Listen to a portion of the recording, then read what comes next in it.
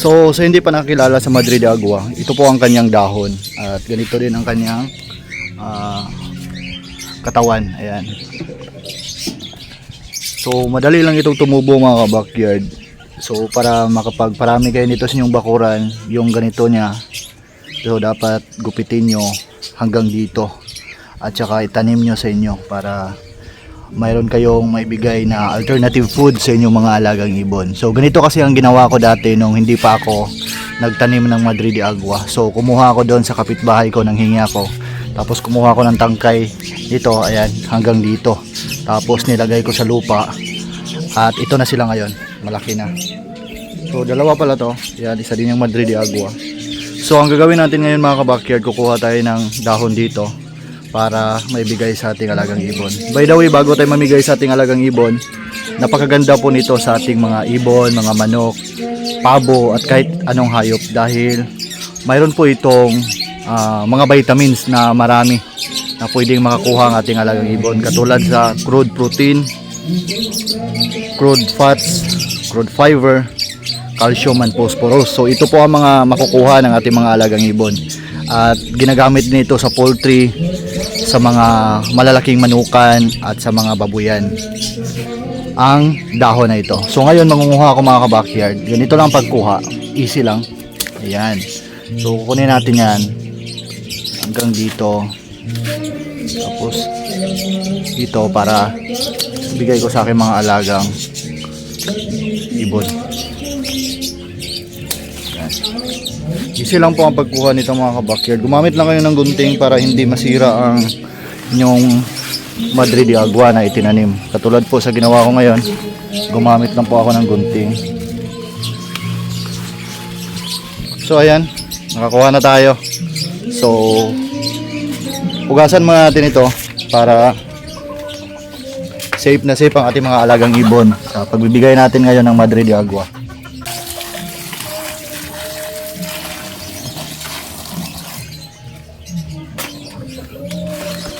So bago nga pala kayo mamigay sa inyong mga alagang ibon mga ka-backyard, huwag niyong kalimutan na hugasan ang dahon ng Madrid de Agua para safe na safe ang ating mga alagang ibon bago tayo mamigay ng ganitong dahon. So ngayon pupunta na ako sa aking ibunan, mamimigay tayo ng Madrid de Agua. So ayan mga backyard, nandito na tayo sa unang cage ko sa aking mga alagang cockatiel.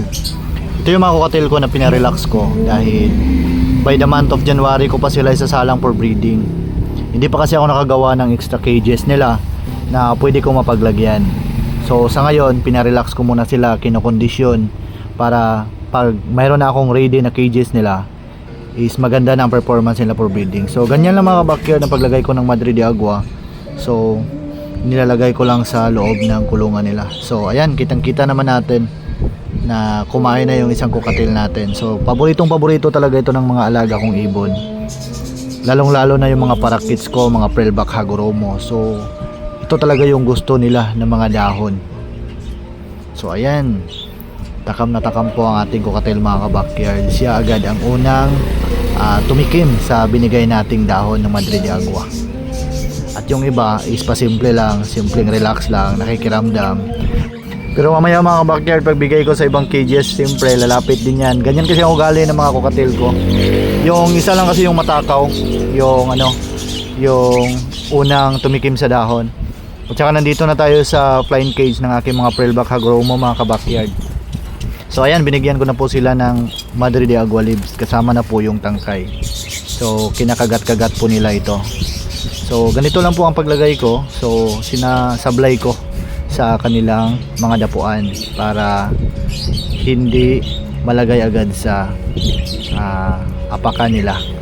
Kaya ayan, nakikita nyo, takam na takam po ang ating mga Prellback Hagoromo Parakits Budgies. So ang mga ibon na to, ito po yung mga isasalang ko by the month of February dahil gagawa po tayo ng bagong colony cage nila. So sa ngayon hindi pa ako nakagawa dahil masyado pa akong busy. Nagbakasyon pa kasi yung asawa ko, kaya medyo busy talaga ang area natin. Kaya sinikap ko lang na makablog sa inyo mga ka-backyard, maka-update patungkol sa aking mga alagang ibon para makita naman ninyo kung ano na ang kalagayan nila, ano ng estado, kung ano ba mga diskarte ko, ano ba mga binibigay kong dahon sa kanila. So kung mayroon kayong ganitong dahon sa inyong bahay mga ka-backyard, advice ko sa inyo, magtanim kayo, di kaya bigyan nyo na ang inyong mga alagang ibon ng ganito. Huwag kayong mangamba, hindi sila malalason.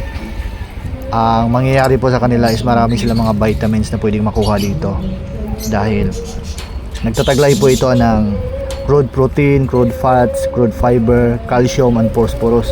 So ito po ang mga vitamins na pwedeng makuha ng ating mga alagang ibon pag once nagbibigay tayo nito. Pagdating naman sa may mga painakay mga ka-backyard, pwede kayo magbigay nito. Huwag kayong mag-alala, hindi malalaso ng painakay, hindi sila mamatay. So proven and tested ko na yan, maraming beses ko na yung ginawa dito sa aking area. Kahit bata pa yung mga painakay nila, is nagbibigay na ako ng ganitong klaseng dahon. So next pair na bigyan natin mga ka-backyards, itong back to back yellow TCB English Badgie ko. So ayan, meron na po sila mga 4 na painakay dito na bumaba. At saka bagay na bagay ito sa kanila para mayroon sila makuha mga natural vitamins sa dahon na ibinigay natin ngayon. Actually, yung mga sunod na araw is i-harvest ko na to, dahil ang kanilang parents is may 3 na pong itlog. So ang iniwasan ko kasi sa mga English Badgie mga ka-backyard is hindi ako nagtatagal ng mga painakay sa kanilang kulungan kasama ang kanilang parents, dahil delikado po. Mayroon kasi mga parents sa English Badgie mga ka-backyard, lalong lalo na yung mga painakay na bumaba na at saka nag-start ng tumuka sa patukaan, na territorial sila masyado, kaya ito ang iniwasan ko. So bago ako nagtatagal ng mga painakay sa aking English Badgie is inoobserbahan ko muna ang parents kung hindi ba sila nambubugbog na mga painakay nila. At sa observation ko mga ka-backyard, nakikita ko na mabait ang parents na to, kaya pinatagal ko muna ng konting araw ang mga painakay natin na kumakain ngayon na kasama ang kanilang magulang. So dito na magtatapos ang video natin mga ka-backyard patungkol sa Madre de Agua na pinakain ko ngayon. So God bless po sa ating lahat. Advance Happy New Year mga ka-backyard.